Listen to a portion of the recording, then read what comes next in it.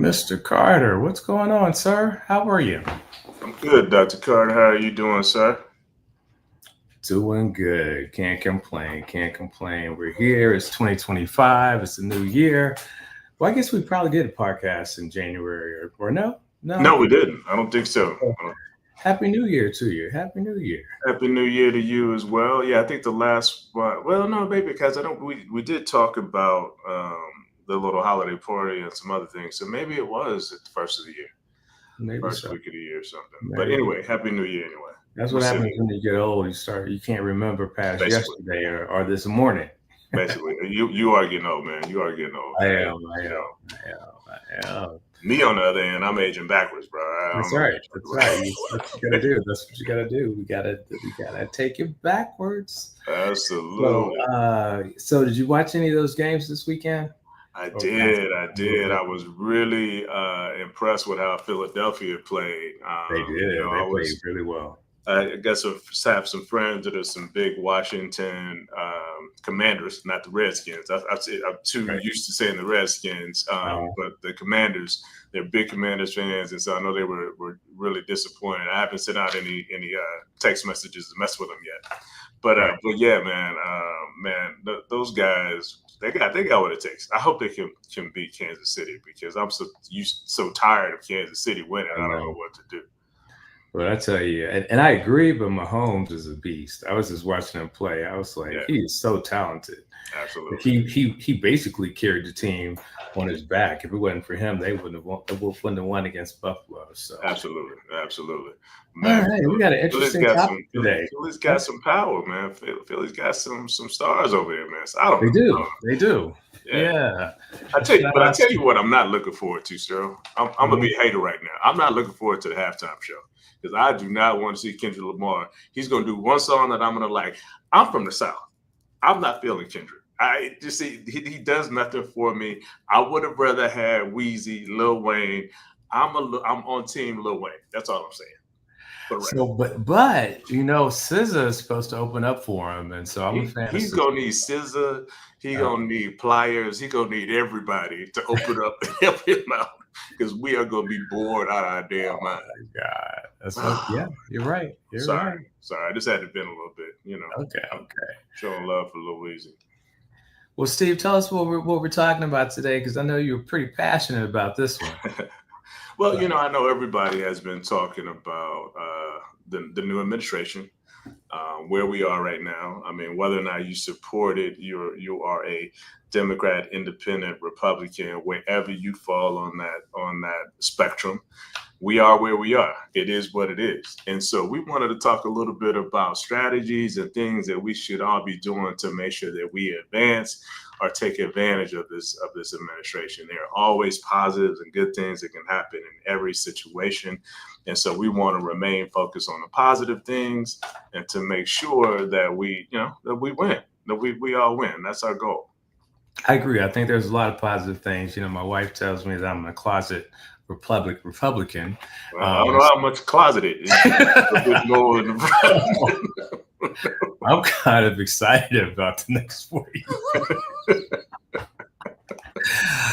That's funny. But Okay. as an entrepreneur and a businessman, I get it because Yeah. a lot of entrepreneurs and business guys are torn, right? There is definitely some benefits to a Republican administration as when you look at entrepreneurs and business owners. So I get it. There you go. A couple of comments before we get started. So we have a LinkedIn user that says Power Circle, happy Monday. So can't see your name. And we see Anthony Martin is in the building. What's going on, Yes, sir? Our Finding Pie brother. So absolutely. And Angela Ware from Langston by way of Dallas, actually by way of Oklahoma, but she lives in Dallas now. She shouts out and says, "Happy New Year, gentlemen." So what's going on? Hey, Hey, Where Ware? is in the house? Much love to you. Okay. And we're asking everybody else to chime in. We'll chime in. We're Yeah, gonna let make us know this where you subject are, where kind of you're listening from, and tell us about your day and all that kind of good stuff, and tell us your thoughts on yeah. what the next 4 years are going to look like. What We'd the love to next four hear. years are gonna and how we win in this Yeah, this yeah. environment. So let's Okay. go. let's get the show started. So, first thing, employment opportunities. Talk about it, Stephen. Tell us about these jobs. Well, I mean, the reality is that and we know this, like within the first week, there has been a lot of activity in the way of executive actions that have come down from the Trump administration. One thing, a lot of things you can say about Trump, but the one thing you can't say is that he's not, a extremely efficient and Oh, he gets uh, it done. he gets it done. Whether you may not agree with what he's getting done, but he is not letting any grass grow underneath his feet. But the plan to deport illegal immigrants is going to. I mean, the bottom line is that that's going to lead to some job opportunities. There's definitely going to be a need for more local employment in the U.S. because those people are going to be moving elsewhere. I know that with the tariffs that they're talking about, putting on foreign countries and on companies that are trying to do business in foreign countries, there's going to be a lot of activity that's going to move locally, right? There's going to be a lot of services and products that are now being acquired outside of the U.S. and say Mexico or China or whatever the case may be, that are now going to be acquired and are going to be manufactured here in the U.S. So how do we take advantage of those opportunities, whether or not it's on the job side or on the business side, being a provider or being a vendor? How do you take advantage of those things, right?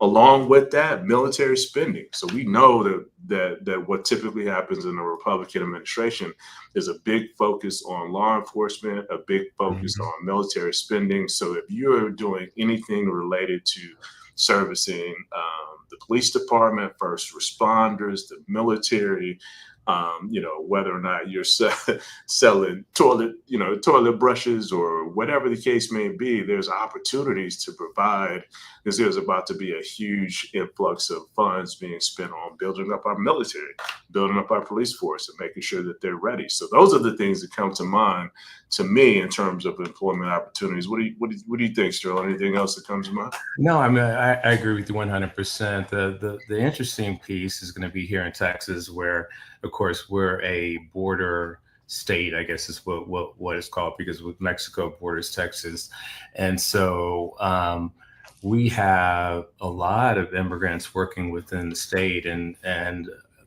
there are certain jobs that are there's certain things in the state like construction and that kind of thing that's relatively low.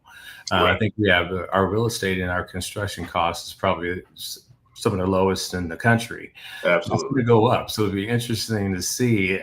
The flip side of that is that there's going to be more jobs, but the jobs are probably going to pay more than what they paid in the past, which of course that cost is going to be transferred to the consumer.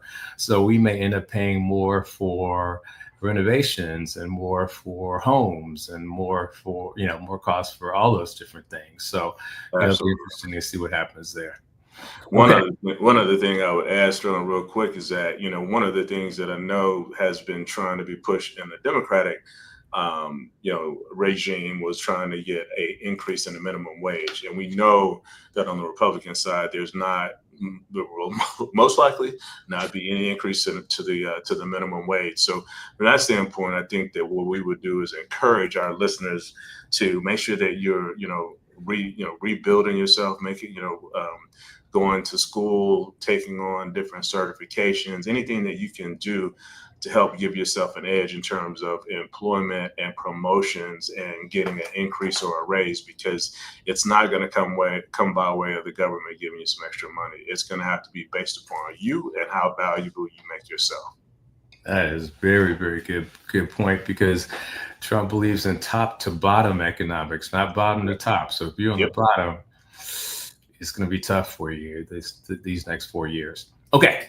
Next one is starting up a small business. So um, anyone who knows basically the politics of the Republicans and Trump himself, he's big on business and Right. big on supporting businesses and big on tax breaks and that kind of thing. So if you already have a business, great. If you don't have a business, we definitely would encourage you to start up one, because now is a great time to do so. Right. Um, I think there's quite significant tax breaks that are coming down the pipeline. Stephen, what else? What else do you see on the small business side? Well, definitely, I think you were talking about access to capital. It's huge. We're gonna there definitely is gonna be deregulations in terms of the SBA and being able to get a bank loan. I was just talking to a couple, a mentee about business loans and how to get a business loan. Damn near impossible to get a business loan right now as a small business, especially if you're starting up in an area that's not related to something you've done before that you're an expert in. So getting access to that is going to be huge. And I don't know if you talked about making sure that we focus on, if you're starting up a business, focus on something that's going to be needed for this new administration. And, focusing on, again, we talked about military, law enforcement, any goods or services that are going to help support those areas. That's where we need to be. Yeah, yeah, and if for sure, if you know how to build weapons and guns and stuff like that, it's gonna be good. It'll be good for you because it's big. They're big on that. Okay, so going on to the next one, real estate. Stephen, what do you think? What do you think? Well, but there's the real estate market, just like the stock market, is really, I don't know. It is all perception, right? It really and truly is all perception, right? So we know how you can see how, the investment market, all of the our stocks and bonds and things of that nature are going up, and it looks looking good right now. But it's nothing has changed except for the perception of what's going to happen in the market, and that's the same thing as what's happening with real estate values. Real estate value, and not real estate values from a residential standpoint, have been decent. They haven't been great. Commercial is down in the tanks, but real estate, residential values have continued to be pretty steady. But I think that we're going to still see an increase even more in the values of real estate. So to me, I think that in real estate is always a good investment, but investing in real estate now, I think that we're going to see some booms in the real estate industry because of just the perceived value of where we are economically. That makes sense. Yeah. Well said. Well said. Let's jump in, sir, and see if there's any comments on your side Okay. you want to Okay. bring up. So I have one comment here. Mr. James Martin the second says, "Good afternoon, gentlemen. Good afternoon, James. Glad you could jump on board with us and hang out with us for a little bit. We appreciate you. Who you have Uh, on your side, Steve?" I've got a few. I got a few. So and they're falling off. So I have been okay. Wait. Hold on. Let me see if I can pop them up again. So my dear sweet sister-in-law Regina is saying, how can y'all support Trump? And I want to make sure I'm clear, saying did not vote for Trump. I'm just basically, and I don't think Sterling did either, even though he's a closeted Republican. Love him though, but I know he didn't vote for Trump. But this is not about whether or not you voted for one person or not. We're trying to be, not political in this case. We're just basically saying, what do you do when in the scenario?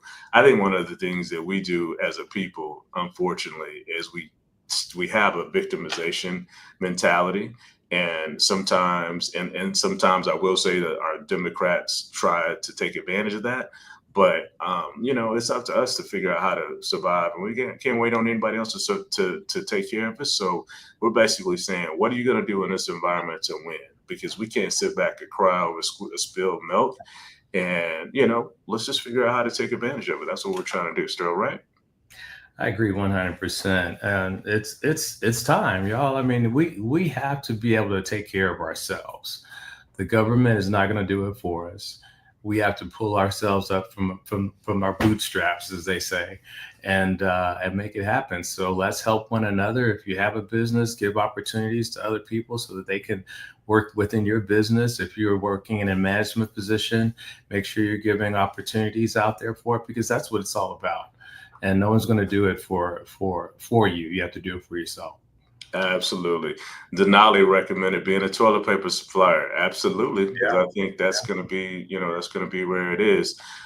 Clinton Cousin, our high school buddy, grew up in the neighborhood. He Chase Doug. says, "Do you think interest rates will ever go down again in the housing market?" What do you think about that, Sterling? Will interest rates ever go down? So, I mean, here's the reality. The interest rates that we had back in 2021 was actually not the norm. It was actually well below the norm. What they're saying is that the rates that we have right now is actually pretty much the standard. It's the average that we've had, that we typically have.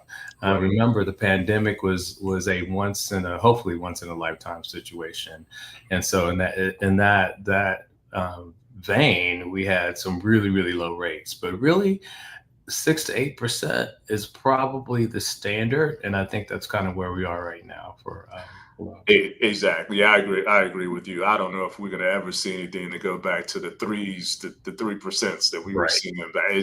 That's just not gonna happen.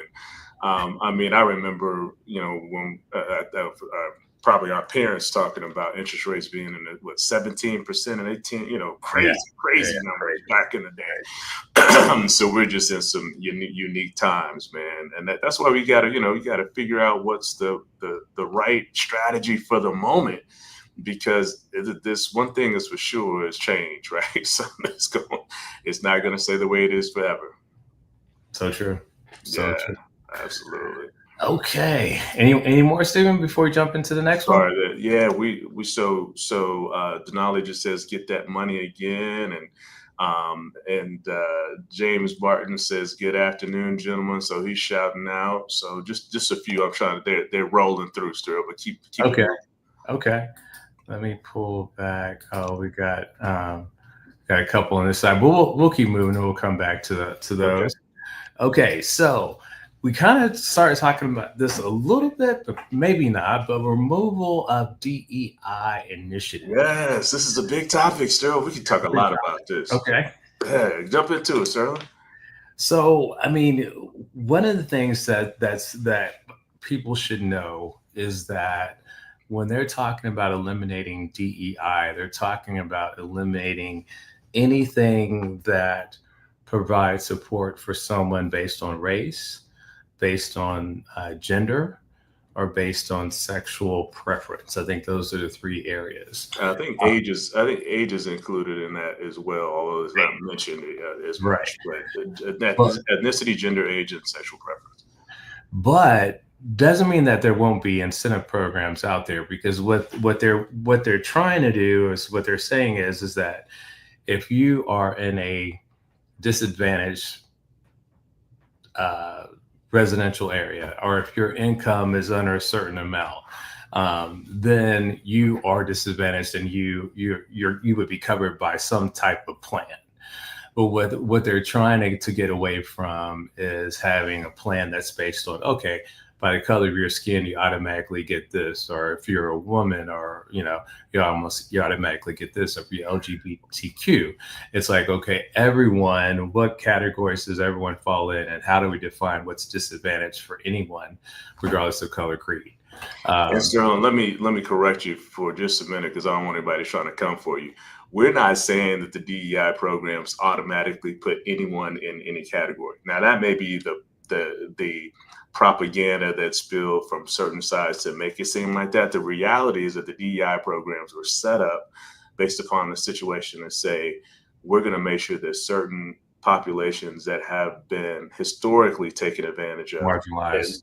yeah, at least have an opportunity to have a look. Right now, the biggest issue that I think, that the right side is trying to talk about are the perceived quotas, to say that there are a certain number of slots that have to be open, have to hire for this number, and put this number of people of women, color, whatever. And so that seems to be their big deal, but it definitely has not been something that was automatically done. And from my perspective, what was done mostly from DEI was an opportunity to force people to look at a qualified group of individuals, not that they were unqualified, but qualified because of just being they were just being overlooked because of their color, not because they weren't qualified, but because of their color or their gender or their age or what have you. So sorry, just wanted to jump in. Yeah, no, great points, Stephen. Great points, and it's unfortunate because, and hopefully, definitely want to say this, and I think we mentioned this earlier, is that the only control that, remember, we're talking about DEI initiatives that the government has is on government federal based programs and also public schools. So it doesn't necessarily affect privately owned institutions, privately owned businesses. They can have their own initiatives and do however they want. Unfortunately, though, typically everyone follows suit of what the government is doing. I just Right. wanted to point that out. And we know that what research shows is that having a diverse workforce actually produces better results, and your company actually grows faster, and you have a more collective thoughts from different places, and it gives you a better outlook on your product or service that you're providing. So hopefully people will see the value there, and that and they'll continue to hire people based on their quality, and Absolutely. wanting to, like, what I've always said is that we want um, our staff to look like the community that we live in. So Absolutely. it just doesn't make sense for you not to have, you know, not to have that in your mission and values. So cool. Absolutely. So I think how we confront this situation is that there are a number of great corporations that already embrace diversity, already embrace equity of ideas, and that they don't have to have a DEI program to stipulate that, right? So I think it's incumbent upon us to make sure that we seek out those types of companies to be employed with and to do business with and to do things like that. Like, I know that there's a mention that, for instance, Costco has decided that they're not going to take away with their DEI program. There have been a lot of people that have been against, say, Target and Walmart because they are saying that they're taking out their DEI program.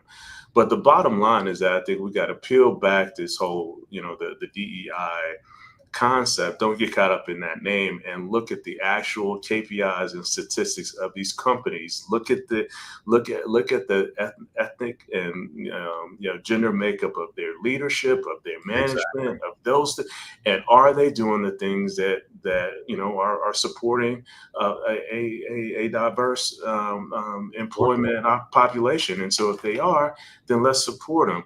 But let's not get caught up in the politics and the, cancel culture or whatever. We're smarter than that. We can be smarter than We can, and we got a lot of comments coming in. So let me go ahead and show a few of them. Anthony says, shameless plug. I have a paper published on Trump's tax policies and how they affect entrepreneurship growth in small business.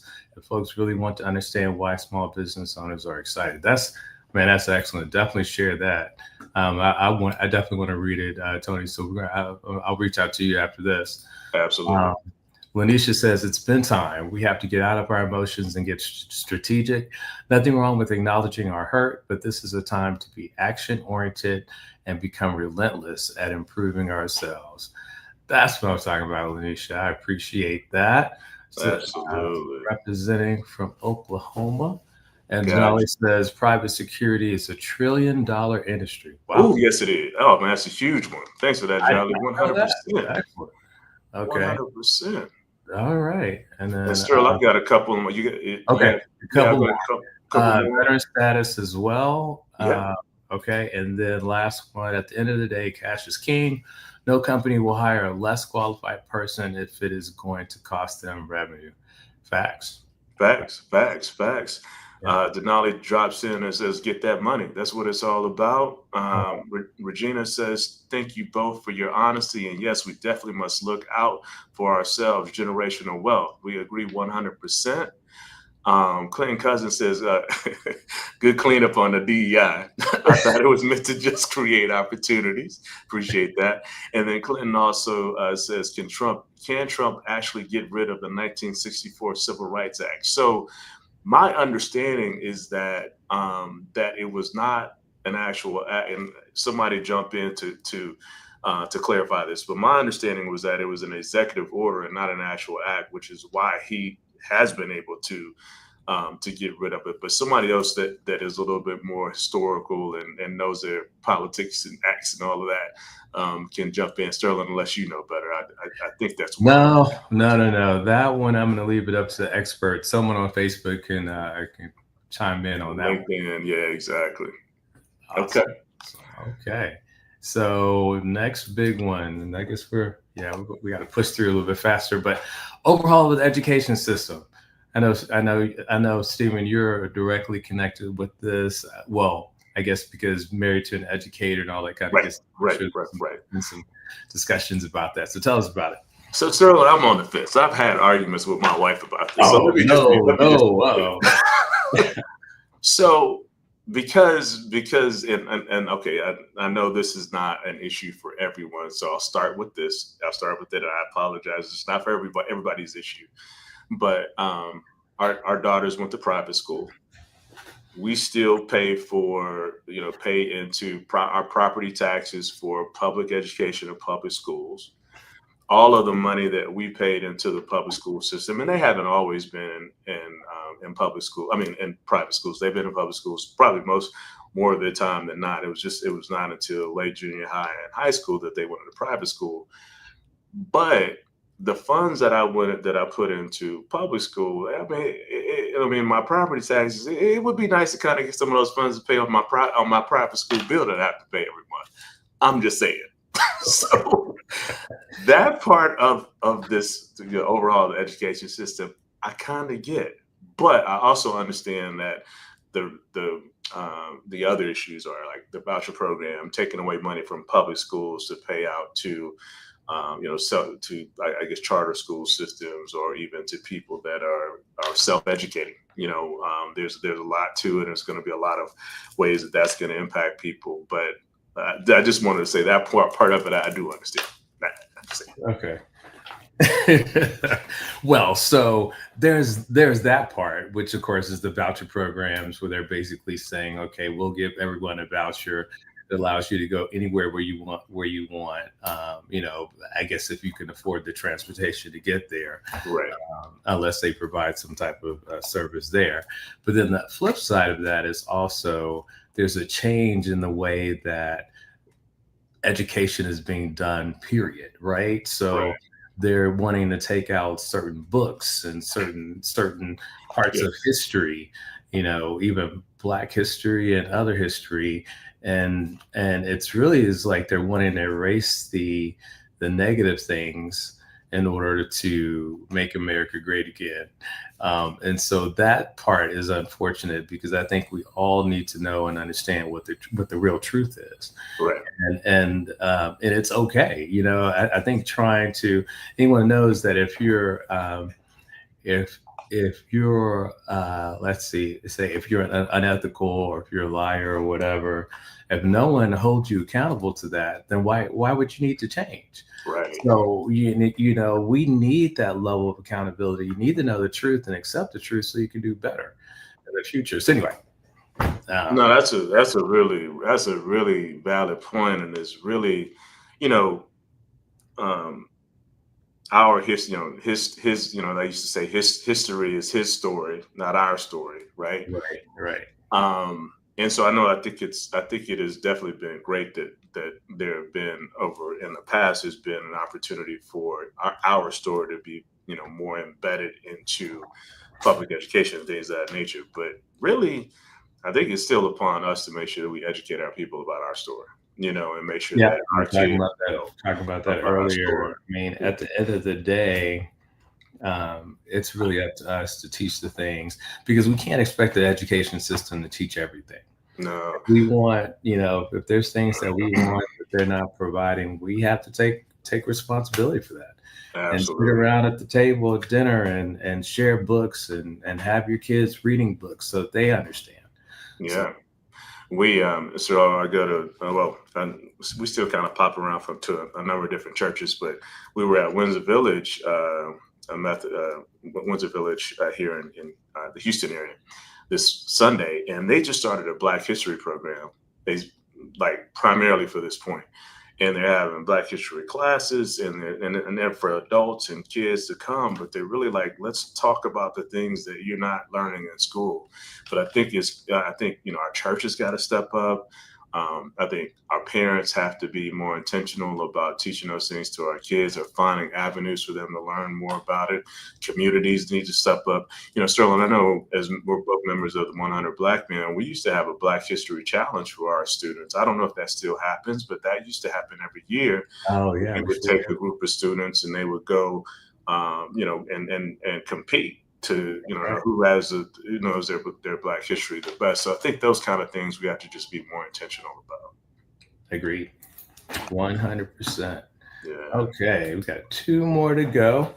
Okay. Overhaul of the public assistance programs. I think we actually kind of touched on that a little bit already. But anything else you wanted to mention? No, I mean we just like as we again, I think there's a lot that's going to happen. I don't know what can be done to welfare in terms of taking away the vouchers or making it more difficult to we've Sterling and I know we're old enough to know you see all of the up and downs of the public assistance program and how that goes up and down. And basically what they do is they figure out ways to make it more and more difficult for you to be able to get on welfare, more and more difficult for you to be able to keep it or the length of time that you can be on, that you can stay on welfare.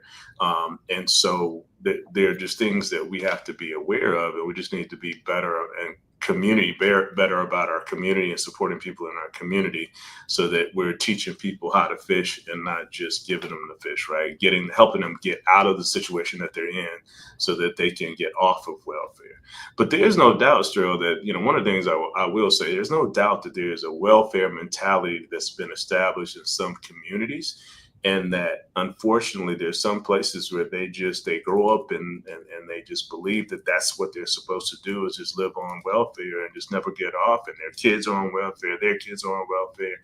And so how to break that cycle is really important to us as well. I think we have to be more we have to do more for our community to help build better providers, especially keeping our families together. So there's a lot to be talked about there.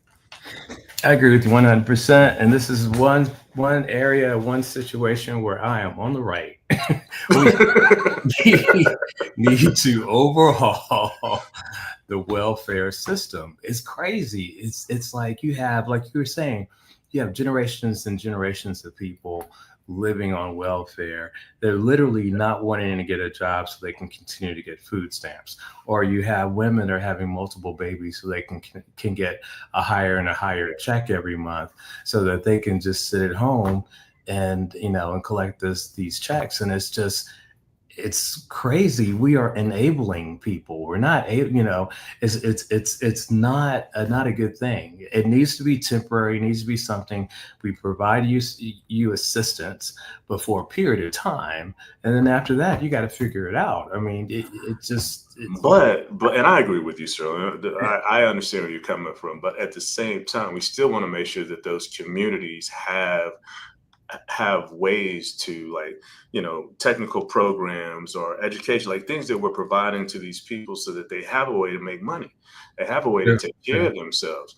The problem is that they don't have those opportunities, and you go into some of these cities and you know how it is. I mean, we're blessed to be in Houston, which is very diverse and open and supportive.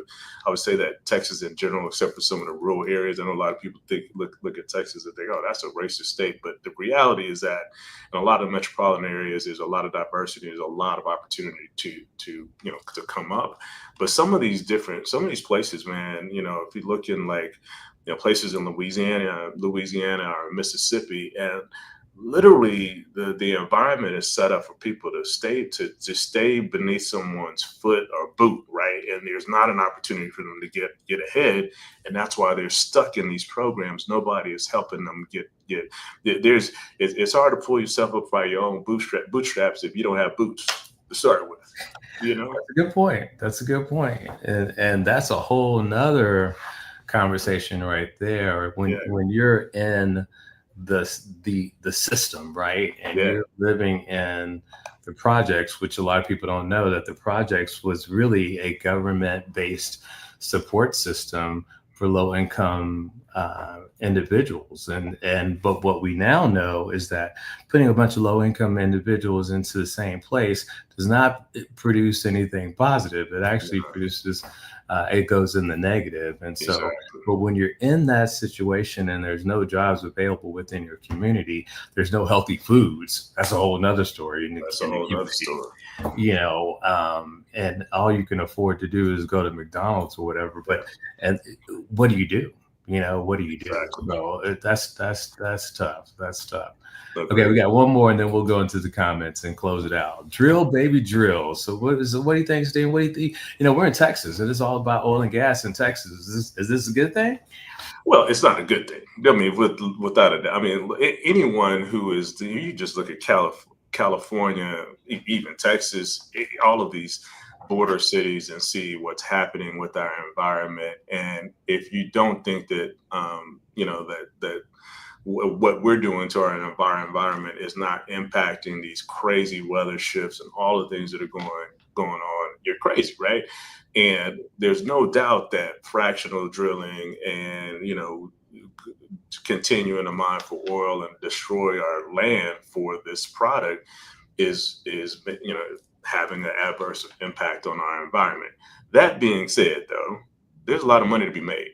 So we're separate right now. We're separating the two of just saying, okay, we know what that is, and we still need to be environmentally aware and friendly and trying to figure out what it is. But right now, in the next 4 years, there is no doubt that the drill is about drilling, oil production, natural gas, all of those things are about to go up through the roof. And so, what can we do to take advantage of it? Agree 100%. So just trying to be smart here. And I think like you're saying, we need to be investing in oil and gas industry type stuff and stocks. Yes. We need to be looking at opportunities in employment and real estate. If you're thinking about opening up a business, now is the time. If you have a business, take advantage of the tax breaks. We talked about the removal of DEI and the change in education, but let's look at it from a positive standpoint. We may have vouchers, and your kids may have opportunities to go to schools that they may not have been able to go to in the past, and let's make it a personal kind of a mantra or promise to ourselves that we're going to teach our children our history, and stop waiting for someone else to do it for us. We can do it ourselves. So, Hey, sir, I think you just dropped the mic with that. I mean, that was the way. bam. That was the way to just like end it. You just kind of rolled it all up into one nice little ball and just gave it to him. Like, Just this is gave what it we to him. tried to Just get at. give you some nuggets here. But I guess before we close, we want to acknowledge a few of these people that are on here. Some comments. Absolutely. Anthony Martin he's in the zone right now, so he's got a few here. The Absolutely. government boomers don't understand the Generation X and those coming rely on the internet for nearly all their learning. Thinking and removing Black history from schools is going to hide history is ridiculous. Agreed. Yes. As soon as the child sees what's in school and internet doesn't match up, the child will now become more inquisitive. Okay. And then if you want to be on welfare, you also have to choose a program or skill or train on during the time you're receiving benefits. Okay, that's good to know. I didn't know that. Yeah. X-Link, 5 years of welfare to 5 years of a nursing program. You don't finish the program, benefits still gone. Okay, so I think Anthony's trying to suggest that is a great way to change welfare. Right. That's good. Okay. And then Lanisha says, thank you for hosting this. It's a great framework and lens to look at what's coming and how to be successful. It's on us. We must be accountable for our own lives. All right. And Tony Scott says, afternoon, my brothers. Mr. Tony Scott, the man, the myth, Absolutely. the legend. Tony Okay. Scott. Hey, I've got a few on my side. Angela Ware says there is a direct connection between the welfare mentality and access to education and opportunities. Communities in poverty are owned by people who don't live there, and they fight to keep the taxes low, causing the schools in those communities to be underfunded. And man, that's hashtag facts. And Angela Ware has been in a nonprofit arena for a very long time. Is very, very knowledgeable and sees this every day with our kids. And she's actually made it her, her life purpose to make a difference. So thanks, A Ware, for the things that you do. And we know you're on the ground, on the street, making it happen every day to make a difference. We need more A Wares in this world, Sterling. That's what We do. I'll give Aware so much credit, but one thing I'll give Aware credit from, and Angela, I stole this from you. Stole. I don't know if that's the right word or not, but anyway, uh, we were talking about legacy at some point. This was many, many, many years ago. And Yes, Angela was saying that she wants to be impactful enough where her name is on a building is named after her. absolutely. And man, that changed my outlook on being impactful. And now that's my goal too. So Angela, if you ever hear me saying that, that idea came from your inspiration. Hey, look at you. Hey, where you influence the people and the kids, Exactly. everybody. You're influential. That's what you do. And so I've also have Marvin the Encourager who says, I agree with the need to overhaul the welfare. At the same time, stop giving all these companies huge tax credits and incentives. The conversation must be spontaneous. Welfare is welfare. Oh, Marvin, that's what I'm talking about. Marvin is saying it's not just welfare to the That's low true. income folks. When you giving money away to these companies, free money, that's Pretty welfare too. Man, you better much. speak, Marvin. I appreciate that. Please. I mean, look at all these banks that were bailed out and just is with Yes, billions and billions of dollars. yes. I could have sustained, welfare for 25, 50 years over. Yeah, we didn't tell them to pull themselves up by their bootstraps.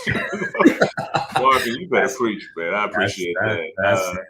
Jeff Liscombe, another one of our Langston University alums, very successful brother, says "Drill, baby, drill" is a marketing slogan. It's actually kills that industry. So True. he's right. Eventually the industry is going to go away because all of the oil and all the is going to be gone. And Well, not Regina, only that, but it drives down the price of oil, right? Because right now the price of oil is high because it's in demand. But if exactly. you oversupply the country with oil, then that drives the prices down. Oil and gas is not going to they're not going to make more money. They're going to make less. So that's a good point. Well, good Absolutely. deal, Steve. I know we got to get out of here. Me too. Had a meeting at 1 o'clock I was supposed to be on, and I know you're busy too, but Absolutely. any final words before we close? No, no, no. I mean, again,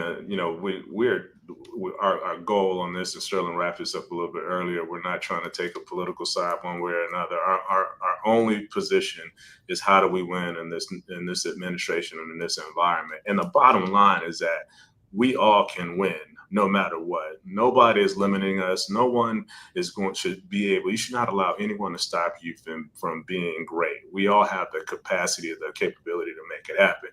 You may have to work a little bit harder. It may take a little bit longer, but you can do it. Stay focused and keep pushing. That's it. We're out. Everyone have a great week. Take care. God bless.